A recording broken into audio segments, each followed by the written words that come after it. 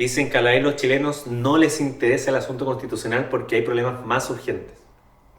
Pero no solo eso, sino que indica que está bien y que hay que respetar sin cuestionamiento el desinterés.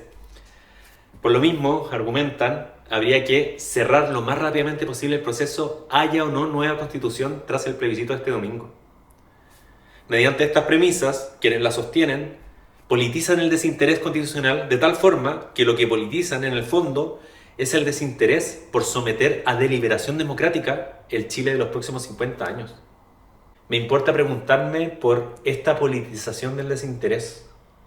¿Tiene que ver efectivamente con una priorización radical de los problemas de la hora? Evidentemente hay de eso, pero al menos quienes intentamos pensar con un mínimo grado de sensatez, sabemos de la posibilidad de preocuparse multifocalmente tanto del corto plazo, por medio de política pública, por ejemplo, como del largo plazo a través de una discusión constitucional. Tiene que ver entonces con un sincero desgano ciudadano en torno a pensar el Chile de los próximos 50 años. Difícilmente un ciudadano cualquiera podría afirmar eso. Entonces, ¿es efectivamente desinterés o hay algo más? Creo que en el fondo el relato del desinterés vela una incapacidad. No se trata tanto de desgano como sí de incapacidad. Mi tesis es que esa incapacidad que se hace pasar por desinterés tiene que ver con una profunda atrofia imaginativa que resumiría en el siguiente enunciado.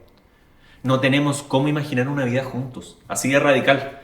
Creo que reside en esto parte de los fracasos tanto del primer proceso constitucional como del segundo, el que incluso ganando electoralmente el domingo ya perdió políticamente en términos de construcción de un consenso hegemónico para un proyecto país. No tenemos densidad política en nuestro día a día para proyectar sustantivamente una vida en común para los próximos 50 años. Pero la pregunta relevante para sostener mi tesis es ¿a qué se debe esta incapacidad proyectiva? ¿Qué es lo que atrofia la imaginación de un futuro en común? Cuando el vivir de las y los comunes y corrientes peligra en términos de su sostenimiento cotidiano, los esfuerzos imaginativos se circunscriben mayoritariamente a la sobrevivencia diaria. Más allá de la distopía de un cambio climático insostenible o de una inteligencia artificial de alcances insospechados, nos acecha terroríficamente la facilidad de que, a quienes somos de clase media, un imprevisto nos ponga del lado de la pobreza. La hostilidad del presente nos ajusta forzosamente a nada más que al aquí y ahora, abriendo una tensión insondable con el futuro. Recordemos el primer retiro de las AFPs durante el año 2020. 2 millones de trabajadores quedamos sin saldo en nuestros fondos previsionales para la vejez. Su destino, principalmente el pago de deudas para aliviar el peso del presente. Nuestro sistema evidentemente no contribuye en crear ni certezas ni certidumbres hacia adelante. Y si de futuro se tratase, paradójicamente la deuda es lo único que el sistema ofrece en términos de anclaje hacia un largo plazo. Por ejemplo, el amarre casi a perpetuidad de un crédito a 20, 30 o 40 años. Bueno, para quienes tienen los requisitos bancarios para pedir un crédito hipotecario, que a todo esto no es mi caso por el momento.